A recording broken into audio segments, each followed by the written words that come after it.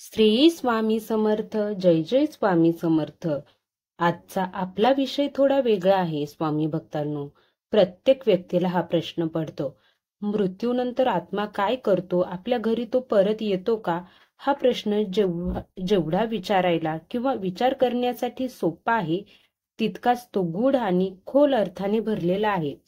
आणि त्यासाठीच गरुड पुराण हा एक दिव्य ग्रंथ आहे, ज्यामध्ये आत्म्याचे अदृश्य आणि अन्य भिन्न प्रवासाचे रहस्य उघडले आहे. या ग्रंथामध्ये आत्मा मृत्यूनंतर कुठे जातो, तो आत्मा आपल्या प्रियजनांना पाहतो का, हे सर्व त्या आत्म्याचे संस्कार आणि इच्छा व मृत्यूवेळी असणारी त्याची मानसिक व आध्यात्मिक अवस्था यावर अवलंबून असते.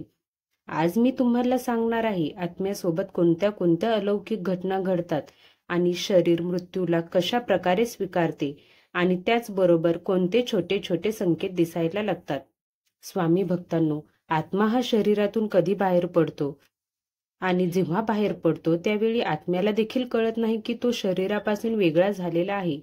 कुटुंबातील प्रत्येक व्यक्तीचा असलेला शोक आणि विरहाची वेदना आत्म्याच्या मनावर काय परिणाम करते हे सगळे समजून घेणे ही केवळ माहिती नसून आत्मचेतनेची सुरुवात आहे. स्वामी भक्तांनो, एकदा श्री स्वामी समर्थ लिहा आणि चला सुरुवात करूया मृत्यूनंतरचा प्रवास कसा असतो ते जाणून घेण्यासाठी. तुमच्या माहितीसाठी सांगते, हिंदू धर्मामध्ये एकूण 18 महापुराणे आहेत आणि त्यातील एक विशेष ग्रंथ म्हणजे गरुड पुराण. या ग्रंथामध्ये मृत्यूनंतरच्या आत्म्याच्या प्रवासाचे रहस्यमय वर्णन केले आहे. एवढेच नसून या ग्रंथामध्ये आत्म्याच्या आतील वेदना, त्यांच्या कर्माचे परिणामही उलगडून दाखवले आहेत. या ग्रंथामध्ये 19,000 श्लोकाच्या माध्यमातून भगवान श्रीहरी विष्णू यांनी आपल्या वाहन गरुडाला हे परम रहस्य सांगितले आहे. मृत्यूचा काही काळ अगोदर माणसाला काही संकेत जाणवतात. त्या व्यक्तीला कोणती तरी शक्ती आवाज देत आहे असे वाटते. पूर्वजांचे अचानक दर्शन होणे किंवा अचानक खूप शांततेचा आभास होणे, त्याचे शरीर हळूहळू निकामी होत आहे असे वाटणे, पायापासून थंडी सुरू होऊन ती डोक्यापर्यंत पोहोचणे, श्वासामध्ये देखील बदल जाणवू लागतो. आणि आपण पाहिले असेल, एखादा व्यक्ती खूप दिवसापासून आजाराने त्रासलेला असला तरी त्याच्या चेहऱ्यावर मृत्यूच्या काही वेळ अगोदर एक वेगळेच तेज दिसून येते. जेव्हा जीवनाची ज्योत विझली जाते तेव्हा आत्मा ऊर्जेच्या त्या शेवटच्या लहरीमधून बाहेर येतो. पण त्या आत्म्याला समजत नाही की आता तो शरीरापासून वेगळा झाला आहे.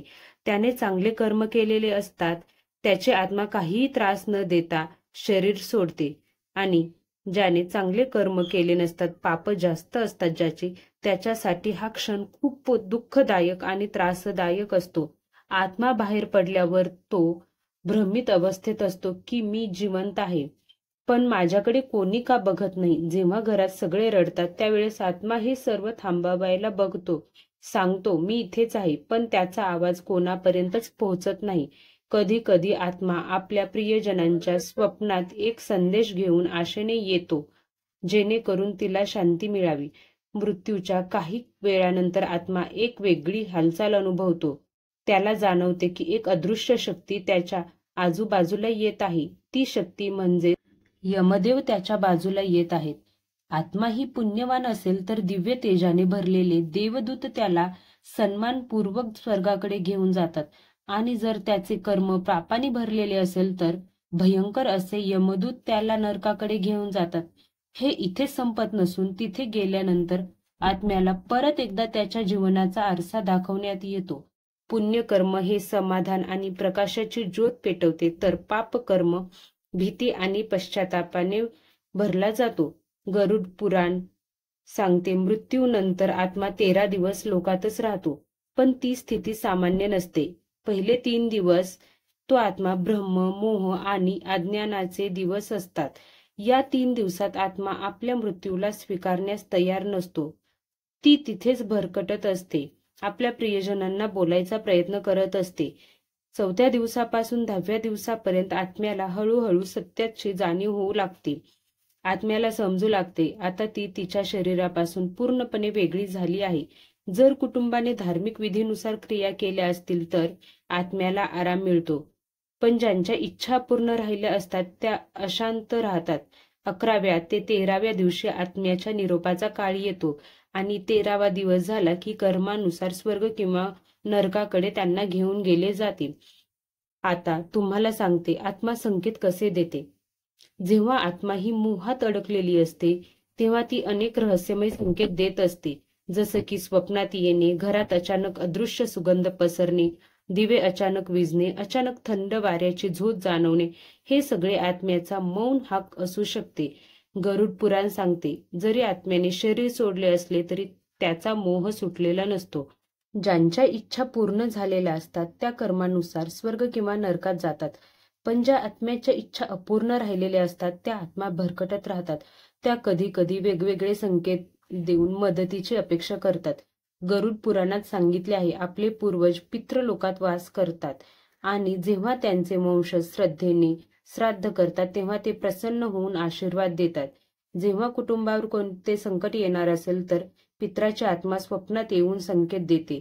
जर एखादी आत्मा सारखी सारखी स्वप्नात येत असेल तर समजून जा की ती आपल्याला काही संदेश देण्याचा प्रयत्न करत आहे.